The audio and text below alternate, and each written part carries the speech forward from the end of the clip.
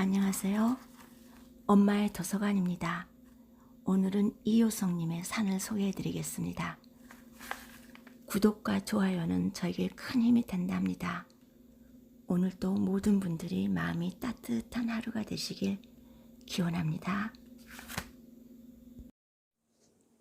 산 이효석. 나무하던 손을 쉬고 중실은 발밑에 깨금나무 포기를 들쳤다. 지천으로 떨어지는 깨금알이 손아래 오르르 들었다. 익을 대로 익은 제철의 열매가 어금니 사이에서 오도독 두 쪽으로 갈라졌다.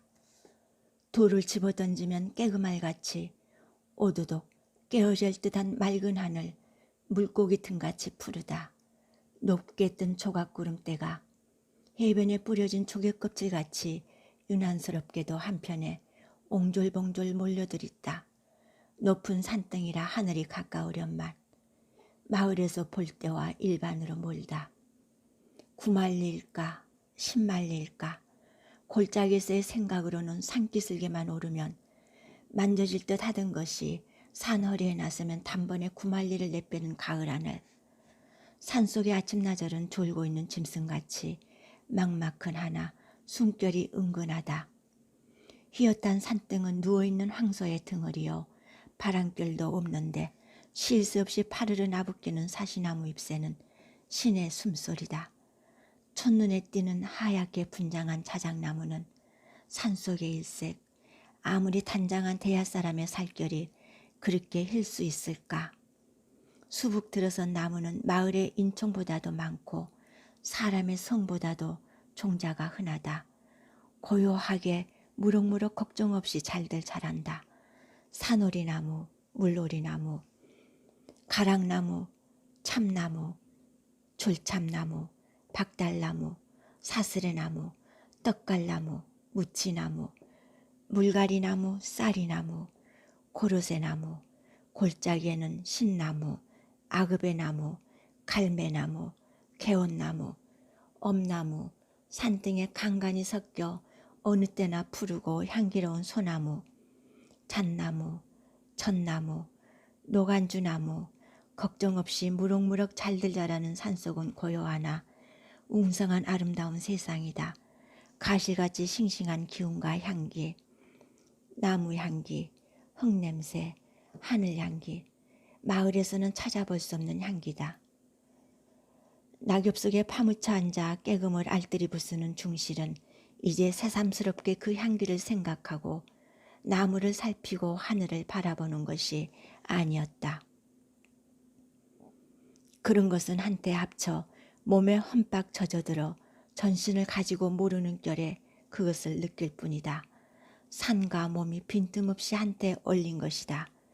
눈에는 어느 결인지 푸른 하늘이 물들었고 피부에는 산냄새가 배었다.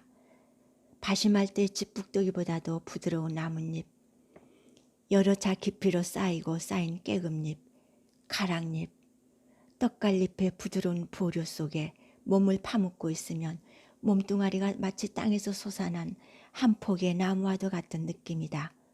소나무, 참나무,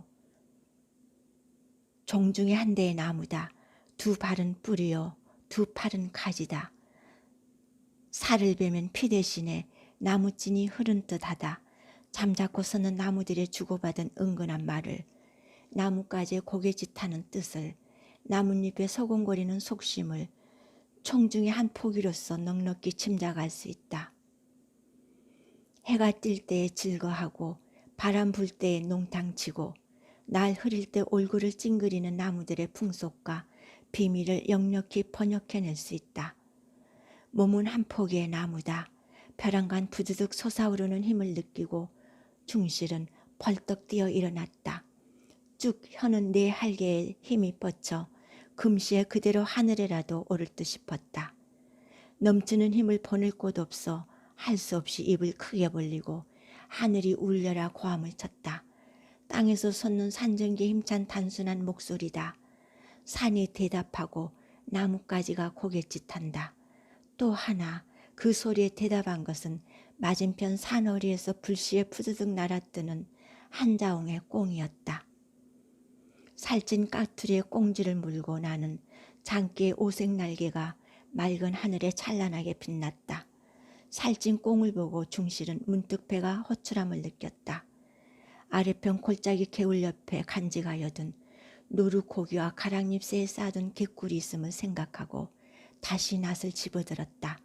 처참 때까지는 한 점은 채워놓아야 파장되기 전에 읍내에 다다르겠고 팔아가지고는 어둡기 전에 다시 산으로 돌아와야 할 것이다. 한참 쉰 뒤라 팔에는 기운이 남았다. 바스락거리는 나뭇잎 소리가 품 안에 요란하고 맑은 기운이 몸을 한바탕 멱한빈 것 같다. 산은 마을보다 몇 곱절 살기가 좋은가. 산에 들어오기를 잘했다고 중실은 생각하였다. 세상에 모슴살이같이 이속적인 생업은 없다. 싸울래야 싸운 것이 아니라 김영감 편에서 투정을 건 셈이다. 지금 와보면 처음부터 쫓아낼 의사였던 것이 확실하다. 충실은 모슴 산지 7년에 아무것도 진 것 없이 맨주먹으로 살던 집을 쫓겨났다. 온통은 하였으나 애통하지는 않았다.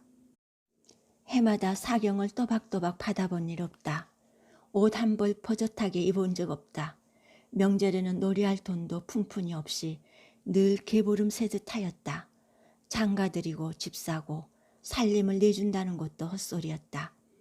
첩을 건드렸다는 생뚱같은 다짐이었으나 그것은 처음부터 개체간 억지요 졸속에 둥글게 따위에는 손댈 염도 없었던 것이다. 빨래하러 갔던 첩과 동구 밖에서 마주쳐 나무찜을 치고 앞서고 뒤서서 돌아왔다고 의심받을 법은 없다. 첩과 수상한 눈팡이는 도리어 다른 곳에 있는 것을 애매한 충실에게 엉뚱한 분풀이가 돌아온 셈이었다. 가살스런 첩의 행실을 이어잡지 못하고 늙음막판에 속 태우는 영감의 신세가 하기는 가엾기는 하다. 더욱 엉클어진 앞일을 생각하고 충실은 차라리 하직하고 나온 것이었다. 넓은 하늘 밑에서도 갈 곳이 없다.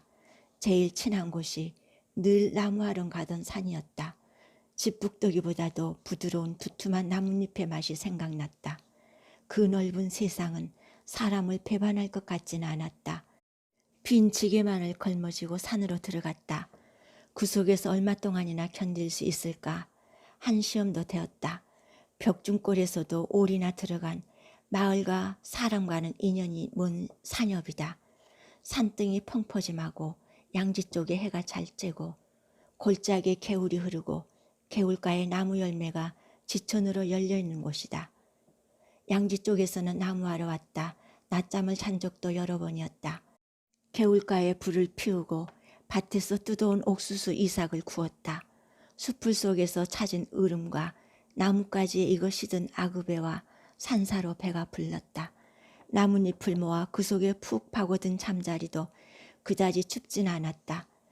이튿날 산을 헤매다가 공교롭게도 주영나무 가지에 야트막하게 달린 볼집을 찾아냈다. 담배 연기를 피워 볼대를 이즈러뜨리고 감쪽같이 집을 드러냈다.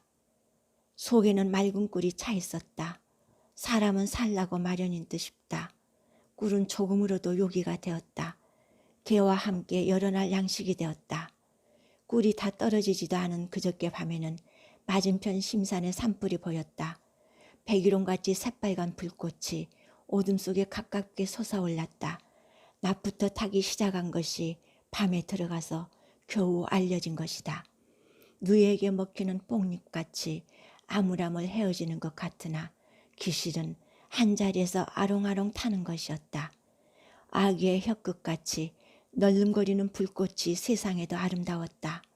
울밑의 꽃보다도 비단결보다도 무지개보다도 맨드라미보다도 곱고 장하다.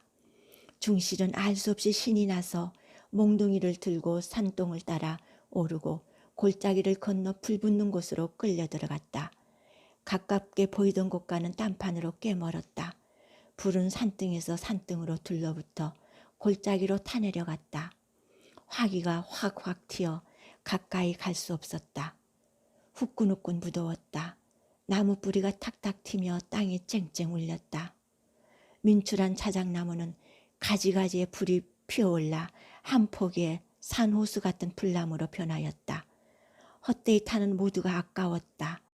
중실은 어쩌는 수 없이 몽둥이를 쓸데없이 휘두르며 불 테두리를 빙빙 돌 뿐이었다. 불은 힘에 붙이는 것이었다. 확실히 간 보람은 있었다. 그을린 노루 한 마리를 얻은 것이었다. 불 테두리를 뚫고 나오지 못한 노루는 산골짜기에서 뱅뱅 돌아 결국 불벼락을 맞은 것이다. 물론 그것을 얻을 때는 불도 거의 탓한 새벽이었으나 애로운 짐승이 몹시 가엾었다. 그러나 이미 죽은 후의 고기라 중실은 그것을 짊어지고 산으로 돌아갔다. 사람을 살리자는 신의 뜻이라고 비좋게 생각하면 그만이었다. 여러 날 동안의 흐뭇한 양식이 되었다. 다만 한 가지 그리운 것이 있었다. 짠맛 소금이었다. 사람은 그립지 않으나 소금이 그리웠다. 그것을 얻자는 생각으로만 마음이 그리웠다. 힘 잘하는 데까지 지었다. 20리길을 부지런히 걸으려니 잔등에 땀이 내배었다. 걸음을 따라 나무찜이 휘청휘청 앞으로 휘었다. 간신히 파장전에 되었다. 나무를 판 때의 마음이 이날같이 즐거운 적은 없었다. 물건을 산 때의 마음도 이날같이 즐거운 적은 없었다. 그것은 짜장 필요한 물건이기 때문이다. 나무 판 돈으로 중실은 감자말과 좁쌀대와 소금과 남비를 샀다. 산속의 호젓한 살림에는 이것으로서 족할이라고 생각되었다. 목숨을 이어가는데 헤어짐이 없으면 어떨까도 생각되었다. 올 때보다 집이 단출하여 지게가 가벼웠다. 술집 골방에서 왁자지껄하고 싸우는 것도 전과 다름없다. 이상스러운 것은 그런 거리의 살림살이가 도무지 마음을 당기지 않는 것이다. 앙상한 사람들의 얼굴이 그다지 그리운 것이 아니었다. 무슨 까닭으로 산이 이렇게도 그리울까? 편백된 마음을 의심도 하여 보았다. 그러나 별로 이치도 없었다. 덮어놓고 양지 쪽이 좋고 자작나무가 눈에 들고 떡갈잎이 마음을 끄는 것이다. 평생 산에서 살도록 태어났는지도 모른다. 김영감의 그 후의 소식은 물어낼 필요도 없었으나 거리에서 만난 박서방 입에서 우연히 한 구절 얻어듣게 되었다. 병든 둥글게 쳐분 기어코 김영감의 눈을 감춰 채석이와 줄랭랑을 놓았다. 종족을 수색 중이나 아직도 오리무중이라 한다. 사랑방에서 고시렁고시렁 잠을 못 이룰 60 노인의 꼴이 추근하게 눈에 떠올랐다. 애매한 모습을 내쫓았음을 뉘우치리라고 생각되었다. 그러나 중실에게는 물론 다시 살러 들어갈 뜻도 노인을 위로하고 싶은 친절도 가지기 싫었다.